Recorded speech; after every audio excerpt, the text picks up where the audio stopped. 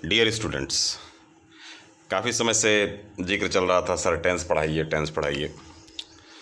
तो ऐसे बच्चे ये भी कहते थे कि सर पढ़ा तो कई बार है लेकिन फिर सब दिमाग से उतर सा जाता है।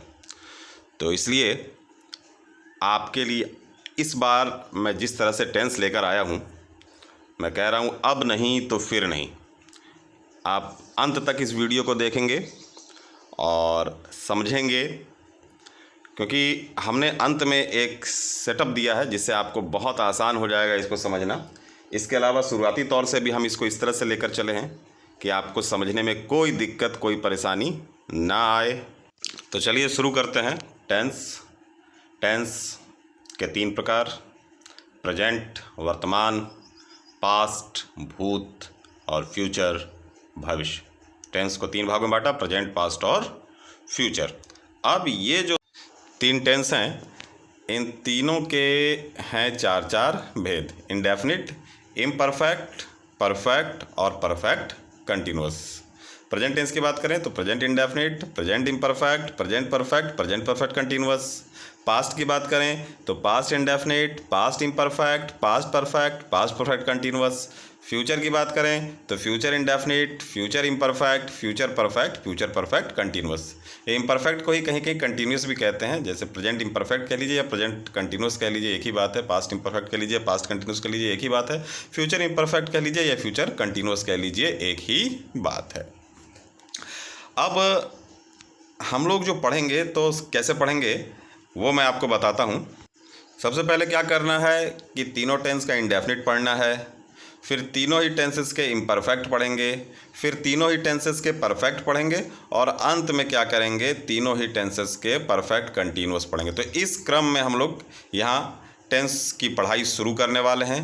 तो आइए देखते हैं सबसे पहले present indefinite tense. Present indefinite कैसे पहचानेंगे? अगर वाक्य हिंदी में दिया है तो हिंदी वाक्यों में क्रिया के अंत में ता है, ती है, ते हो, ते हैं, ता हूँ, ती हूँ, ये सब रहते हैं। और जब हम लोग इसको अंग्रेजी में ट्रांसलेट करते हैं तो इंग्लिश में जो स्ट्रक्चर चलता है वो क्या चलता है? सब्जेक्ट होता है, साथ में वर्ब का फर्स्ट फॉर्म होता है, ऑब्जेक्ट होता है। याद रखना है, थर्ड पर्सन सिंगुलर नंबर का जब सब्जेक्ट होता है तो फिर हम क्रिया के साथ लगा देते हैं एस या यस।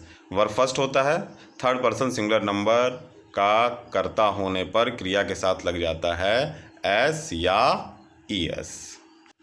चलिए उदाहरण देखते हैं। मैं फुटबॉल खेलता हूँ, अंत में ता हूँ। वह अंग्रेजी बोलता है, क्रिया के साथ ता है। रवि पत्र लिखता है, यहाँ भी ता है। गाय दूध देती है, ती है। वे लोग विद्यालय जाते हैं, ते हैं। तो एक बार जब हमने देख लिया ता हूँ, ता है, ती है, ते हैं, तो हम समझ गए कि वाक्य हमारा जो है वो है प्रेजेंट इंडेफिनिट का। अब क्या था ट्रांसलेट का नियम? सब्जेक्ट लिखना था, वर्ब फर्स्ट या वर्ब के साथ एस या यस और ऑब्जेक्ट। तो मैं फुटबॉल खेलता हूँ, सब्जेक्ट हो गया आई, फिर वर्ब फर्स्ट प्ले और उसके बाद object football, I play football. इसी तरह ही स्पीक्स, एस या यस लगाया क्योंकि he she it third person singular number, तो ही के साथ चूँकि सब्जेक्ट तो यहाँ क्रिया के साथ एस या यस लगा, ही स्पीक्स इंग्लिश। इस तरह नाम भी थर्ड पर्सन सिंगुलर नंबर में आता है तो यहाँ भी राइट के साथ एस या यस लगाया। रवि राइट से लेटर। द काव सिंगुलर नाउन है यहाँ काव, इसलिए यहाँ पर भी क्या हुआ, वर्ब के साथ एस या यस लगा। द काव गिव्स मिल्क। और दे प्लूरल नाउन है इसलिए गो के साथ कोई एस या यस नहीं, सीधे फर्स्ट फॉर्म लिखा, दे गो टू स्कूल। तो इस तरह से हम लोग प्रेजेंट इंडेफिनिट टेंस में बनाते हैं, subject verb first plus object. अगर निगेटिव की बात करें तो सब्जेक्ट तो लिखे रहे हैं, डू और डज लगाना है। प्रेजेंट इंडेफिनिट टेंस में याद रखना है, निगेटिव बनाते समय do does plus not, do does लगाकर नॉट लगाना है। वर्ब का फर्स्ट फॉर्म और ऑब्जेक्ट, जैसे हम तुम्हें नहीं जानते हैं, वी के साथ डू, याद रखना थर्ड पर्सन सिंगुलर नंबर के साथ डज लगाना है। तो हम तुम्हें नहीं जानते हैं, वी डू नॉट, फिर वर्ब का फर्स्ट फॉर्म नो और तुम्हें यू, तो we do not know you. Interrogative में क्या करना है, इस डू डज को जो है आपको पहले ला दे कर रख देना है सब्जेक्ट के, यानी डू डज हो गया, सब्जेक्ट हो गया, वर्ब फर्स्ट हो गया, फिर ऑब्जेक्ट। उदाहरण देखिए, क्या वह गाना गाती है? क्या, ये इंट्रोगेटिव सेंटेंस ज़्यादातर इसी तरह, क्या वह गाना गाती है, क्या तुम पढ़ते हो, क्या वह जाता है, क्या वह आता है, इस तरह शुरू होगा। तो सबसे पहले डू डज वह है तो उसके हिसाब से डज लगेगा, does she Singh a song. और यदि क्वेश्चन वर्ड रहे, कब, कहाँ, क्यों, कैसे, तो हमें क्या करना है, क्वेश्चन वर्ड हो तो उसे सबसे पहले लिखिए। जैसे वह कहाँ रहता है, तो यहाँ क्वेश्चन वर्ड कहाँ है, तो कहाँ का आपको पहले रखना है, कहाँ का हो गया वेयर, और फिर इंट्रोगेटिव का जो रूल है डज लगाइए, सब्जेक्ट लिखिए, वर्ब लिखिए। तो वेयर डज ही लिव, वह कहाँ रहता है, वेयर डज ही लिव। इसके बाद अगला टेंस हम लोग पढ़ेंगे, कौन सा, पास्ट इंडेफिनिट। कैसे पहचानेंगे पास्ट इंडेफिनिट को, तो पास्ट इंडेफिनिट में हिंदी वाक्यों में क्रिया के अंत में ता, था, ती, थी, ते, थे अथवा आ, ए, ई होने पर जानेंगे कि पास्ट इंडेफिनिट है। जैसे वह जाता था, वे लोग गए, तुम आए, मैंने यह पुस्तक पढ़ी, ये सब।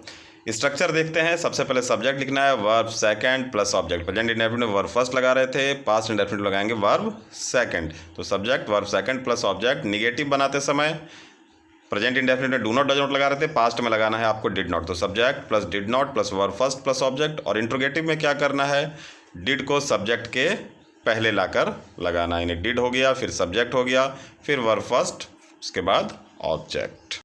आइए उदाहरण देखते हैं। मैं उसे जानता था, वे लोग पटना गए, अंत में ए, उसने दूध पिया, अंत में आ। तो ये सब होने पर हम पहले तो पहचान गए कि वाक्य पास्ट इंडेफिनिट का है। अब नियमानुसार वर्ब का सेकंड फॉर्म लगाते हुए बनाना है। मैं उसे जानता था, सबसे पहले सब्जेक्ट आई, वर्ब का सेकंड, नो का सेकंड फॉर्म न्यू, और ऑब्जेक्ट हो गया हिम। तो आई न्यू हिम। वे लोग पटना गए, दे जाना, गो का सेकंड फॉर्म वेंट, तो दे वेंट टू पटना। उसने दूध पिया, तो ही, ड्रिंक का सेकंड फॉर्म ड्रैंक, और ऑब्जेक्ट है मिल्क, तो उसने दूध पिया का हो गया ही ड्रैंक मिल्क। निगेटिव में डिड नॉट लगाना है, तो मैं वहाँ नहीं गया, फिर डिड नॉट के बाद वर्ब फर्स्ट डालना है, ये याद रखना है। मैं वहाँ नहीं गया, I did not go there. Rita तुमसे नहीं मिली, Rita did not meet you. Present indefinite में डू डज का समस्या आ रहा था, कहाँ डू कहाँ डज, यहाँ सबके साथ डिड लगाना है। क्या वे लोग मैच जीते, इंट्रोगेटिव हो गया, तो डिड को पहले रख दीजिए। Did they win the match. तुमने यह कमीज खरीदी, यह भी इंट्रोगेटिव है। कब खरीदी तुमने यह कमीज़, कब खरीदी, तो सबसे पहले क्वेश्चन वर्ड लिखिए व्हेन, और उसके बाद इंट्रोगेटिव के अनुसार डिड लगाइए, फिर उसके बाद यू, सब्जेक्ट हो गया, वर्ब फर्स्ट हो गया बाय, और क्या खरीदी, यह कमीज, दिस शर्ट। तो when did you buy this shirt. अगला टेंस है फ्यूचर इंडेफिनिट। पहचान क्या है, हिंदी वाक्यों में क्रिया के अंत में गा, गे, गी, जाएगा, आएगा, पढ़ेंगे, लिखेंगे, हंसेगी, खेलेगी, अंत में गा, गे, गी। अफर्मेटिव जो सेंटेंस होगा उसमें सब्जेक्ट शैल और विल लगाना है, वर्ब का फर्स्ट फॉर्म ऑब्जेक्ट। निगेटिव में शैल विल के बाद नॉट लगा देना है, और इंट्रोगेटिव में क्या करना है, शैल विल को सब्जेक्ट के पहले ले आना है। यानी क्या करना है, अफर्मेटिव में shall will verb first, negative में shall not will not verb first, और इंट्रोगेटिव में शैल विल को सब्जेक्ट के पहले रखना है। याद रखना है कि आमतौर पर आई बी के साथ शैल, जबकि बाकी के साथ विल का प्रयोग करते हैं। उदाहरण देखिए, मैं तुम्हें पढ़ाऊंगा, अंत में गा, गे, गी आते ही समझ गए कि वाक्य जो है वो फ्यूचर इंडेफिनिट का है। मैं तुम्हें पढ़ाऊंगा, सबसे पहले सब्जेक्ट लिखना है आई के साथ शैल लगाएंगे, वर्ब का फर्स्ट फॉर्म टीच, और किसे, ऑब्जेक्ट है तुम्हें, तो आई शैल टीच यू। वह विद्यालय जाएगा, ही थर्ड पर्सन है, यहाँ पर विल लगेगा, ही विल, और जाना का गो हो गया first form, he will go, कहाँ जाएगा, टू स्कूल। हम क्रिकेट नहीं खेलेंगे, निगेटिव सेंटेंस है। हम है वी के साथ मैंने बताया था आई वी के साथ शैल लगाना है, तो वी शैल, निगेटिव है नॉट लगाइए, we shall not play cricket. Sita खाना नहीं पकाएगी, Sita will not cook the food. क्या तुम अंग्रेजी पढ़ोगे, इंट्रोगेटिव आ गया, शैल विल को पहले रखना है, सब्जेक्ट यू है, यू के साथ विल आना है, तो विल यू रीड इंग्लिश। और तुम कहाँ रहोगे, पहले क्वेश्चन वर्ड रखना है, क्वेश्चन वर्ड है वेयर। तुम कहाँ रहोगे, सबसे पहले क्वेश्चन वर्ड वेयर लिखा, फिर उसके बाद इंट्रोगेटिव के हिसाब से पहले विल लगाइएगा, वेयर विल, सब्जेक्ट यू है, और रहना का live, where will you live. तो प्रेजेंट इंडेफिनिट में वर्ब का फर्स्ट फॉर्म या वर्ब के साथ एस लगाना था। पास्ट इंडेफिनिट में हमने क्या किया, वर्ब के सेकंड फॉर्म का प्रयोग करना शुरू किया, और फ्यूचर इंडेफिनिट में शैल विल लगाया, और उसके बाद हमने वर्ब का फर्स्ट फॉर्म दिया। अब उसके बाद हम लोग अब तीनों इम्परफेक्ट यानी तीनों कंटिन्यूअस टेंस के बारे में पढ़ेंगे, प्रेजेंट इम्परफेक्ट, पास्ट इम्परफेक्ट और फ्यूचर इम्परफेक्ट। प्रेजेंट इम्परफेक्ट का पहचान हो गया, रहा है, रही है, रहे हो, रहे हैं, रहा हूँ, रही हूँ, जा रहा है, वे लोग आ रहे हैं, मैं खा रहा हूँ, ये सब। बनाना कैसा है, सब्जेक्ट लिखना है इज़ एम आर लिखना है, वर्ब में लगाना है आईएनजी और उसके बाद ऑब्जेक्ट, यानी is am are plus verb plus ING लगाकर बनाना है। पास्ट की बात करेंगे तो रहा है रही की जगह रहा था, रहे थे, रही थी, ये सब आ जाएगा। और ट्रांसलेट कैसे करना है तो इज़ एम आर के जगह वाज वेर का प्रयोग, यानी सब्जेक्ट होगा, वाज वेर होगा, वर्ब के साथ आईएनजी होगा और होगा ऑब्जेक्ट। फिर फ्यूचर इम्परफेक्ट रहा होगा, रही होगी, रहे होंगे। यहाँ क्या करना है, शैल विल तो लगाना है, फ्यूचर है तो साथ में बी और फिर वर्ब के साथ आईएनजी, यानी सब्जेक्ट हो गया, शैल विल हो गया, बी हो गया, वर्ब के साथ आईएनजी। यानी क्या करना है, प्रेजेंट इम्परफेक्ट में इजारे में आईएनजी, पास्ट इम्परफेक्ट में वाज वेर आईएनजी और फ्यूचर इम्परफेक्ट में shall be will be verb के साथ आईएनजी। याद रखना है, निगेटिव में हेल्पिंग वर्ब के बाद नॉट लगाइए और इंट्रोगेटिव में हेल्पिंग वर्ब को सब्जेक्ट के पहले रख दीजिए। आइए उदाहरण देखते हैं। मैं पुस्तक पढ़ रहा हूँ, वह फिल्म देख रहा है, बच्चा सो रहा होगा। मैं पुस्तक पढ़ रहा हूँ, रहे हैं आया तो ये आपका प्रेजेंट इम्परफेक्ट हो गया। वह फिल्म देख रहा था आ गया, यानी पास्ट इम्परफेक्ट का सेंटेंस हो गया। और बच्चा सो रहा होगा, रही होगी आ गया, यानी फ्यूचर इम्परफेक्ट। तो सबसे पहले प्रेजेंट इम्परफेक्ट का सेंटेंस, मैं पुस्तक पढ़ रहा हूँ, इजारे में आईएनजी लगाना था तो I am reading a book. वह फिल्म देख रहा था, past imperfect, was were ING लगाना है तो he was watching a film. और बच्चा सो रहा होगा, फ्यूचर इम्परफेक्ट, यहाँ शैल बी विल भी लगाना है, चाइल्ड है तो विल भी लगेगा, the child will be sleeping. Negative में मैंने क्या बताया था, नॉट लगा देना है हेल्पिंग वर्ब के बाद, और इंट्रोगेटिव में हेल्पिंग वर्ब को सब्जेक्ट के पहले रखना है। तो उदाहरण देखते हैं। वह फुटबॉल नहीं खेल रहा है तो इज के बाद नॉट लग जाएगा, he is not playing football. मैं संगीत नहीं सीख रहा था, यहाँ वाज वेयर के बाद नॉट लग जाएगा क्योंकि पास्ट इम्परफेक्ट है, I was not learning music. तुम वहाँ नहीं जा रहे होगे, शैल विल के बाद लग जाएगा not, you will not be going there. क्या तुम गाना गा रहे हो, are you singing a song, are पहले आ गया। क्या शिक्षक उन्हें पढ़ा रहे थे, पास्ट में तो वाज वेयर पहले, शिक्षक है सिंगुलर तो वाज लगेगा, was the teacher teaching them. क्या सोनू यहाँ आ रहा होगा, फ्यूचर है, विल पहले ले आएंगे, will Sonu be coming here. और अगर क्वेश्चन वर्ड हो, तुम क्या कर रहे हो, तो सबसे पहले क्वेश्चन वर्ड वाट लगाया, फिर रहे हो यानी प्रेजेंट इंडेफिनिट है, इजारम को पहले रखना है, यू है सब्जेक्ट तो आर आएगा, वाट आर यू डूइंग। चलिए बात करते हैं परफेक्ट टेंसेस की। प्रेजेंट परफेक्ट, पास्ट परफेक्ट और फ्यूचर परफेक्ट। प्रेजेंट परफेक्ट में क्या है, कैसे पहचानेंगे, चुका है, चुकी है, चुके हो, ये सब रहेगा। या फिर आ है, ई है, ए हो, ए हैं, जैसे वह जा चुका है कह लीजिए या वह गया है कह लीजिए। ट्रांसलेट कैसे करना है, सब्जेक्ट लिखना है, हैज़ हैव लिखना है, वर्ब का थर्ड फॉर्म और ऑब्जेक्ट। तो पास्ट परफेक्ट में चुका था, चुकी थी, चुके थे, इससे पहचान होगी। यहाँ पर बस हैज हैव की जगह आपको हैड कर देना है, यानी सब्जेक्ट हैड प्लस वर्ब का थर्ड फॉर्म प्लस ऑब्जेक्ट। और फ्यूचर परफेक्ट में चुका होगा, चुकी होगी, चुके होंगे। करना क्या है, फ्यूचर है तो शैल विल तो लगेगा, subject shell will have plus verb third plus object. यानी प्रेजेंट परफेक्ट में हैज़ हैव के बाद वर्ब थर्ड, पास्ट परफेक्ट में हैड के बाद वर्ब थर्ड, और फ्यूचर परफेक्ट में शैल विल के बाद हैव और उसके बाद वर्ब का थर्ड फॉर्म। चलिए उदाहरण देखते हैं। वह तुम्हें पढ़ा चुका है, चुका है यानी प्रेजेंट परफेक्ट। वे लोग मैच जीत चुके थे, चुका था, चुके थे। पास्ट परफेक्ट, हम वहाँ पहुँच चुके होंगे, चुका होगी, चुके होगी, चुकी होगी, चुके होंगे, तो ये हो गया फ्यूचर परफेक्ट। तो सबसे पहले वह तुम्हें पढ़ा चुका है, प्रेजेंट परफेक्ट। प्रेजेंट परफेक्ट में क्या करना था, हैज़ और वर्ब का थर्ड फॉर्म लगाना था, तो ही हैज़ टाउट यू। वे लोग मैच जीत चुके थे, हैड और third form, they had won the match.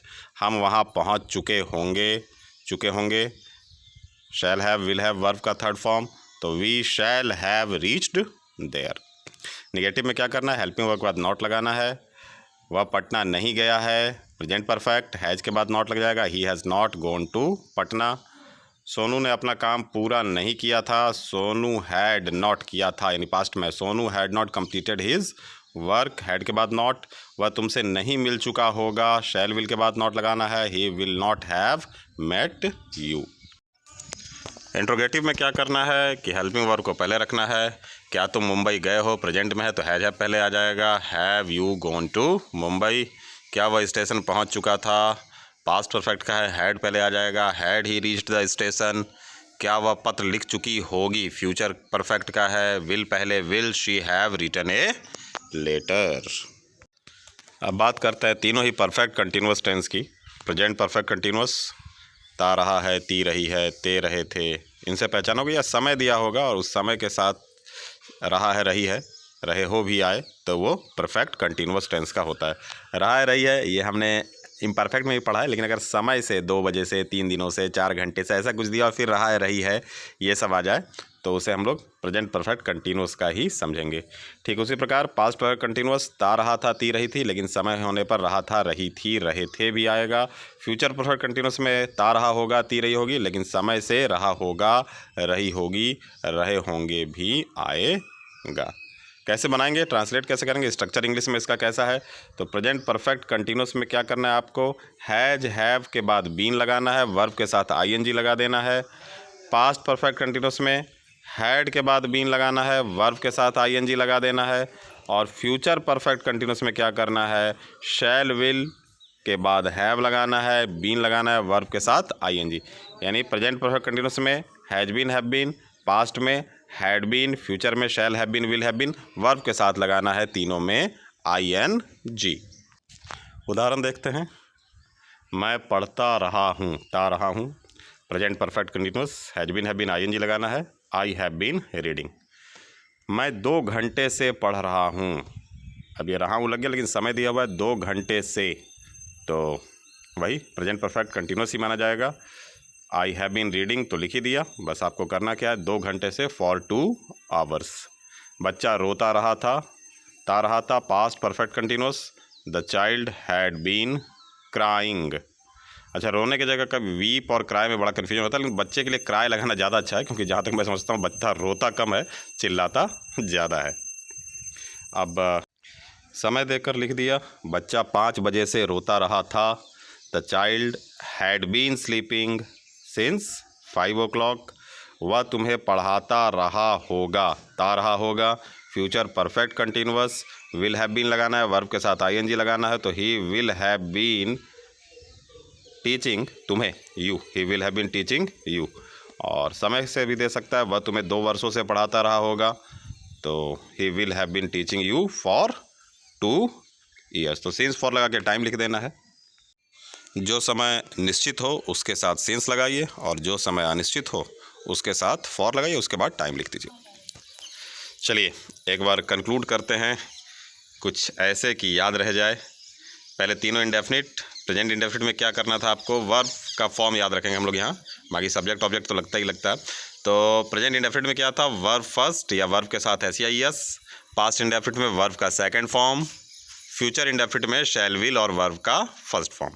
फिर तीनों इम्परफेक्ट देखेंगे, प्रेजेंट इम्परफेक्ट में is are am ING, past imperfect में was were ING, future imperfect में shall be, will be, verb के साथ आईएनजी। तीनों परफेक्ट देखेंगे तो प्रेजेंट परफेक्ट में हैज हैव के बाद थर्ड फॉर्म, पास्ट परफेक्ट में हैड के बाद थर्ड फॉर्म, और फ्यूचर परफेक्ट में शैल विल हैव के बाद वर्ब का थर्ड फॉर्म।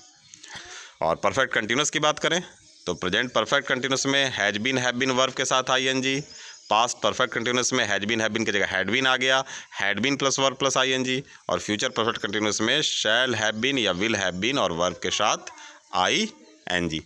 तो अगर इस क्रम में आप याद रखते हैं तो आपको बहुत समय तक याद भी रहेगा। हर टेंस को नोट करें और सबसे कुछ कुछ उदाहरण जो है वो ज़रूर बनाएं, क्योंकि उदाहरण जो है वो आपको बहुत ज़्यादा मददगार होगा। Practice makes a man perfect.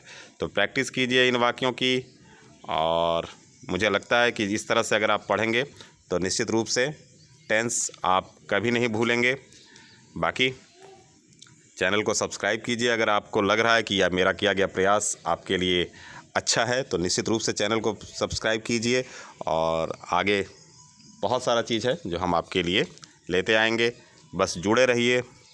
Keep on viewing and keep on liking. Thank you very much.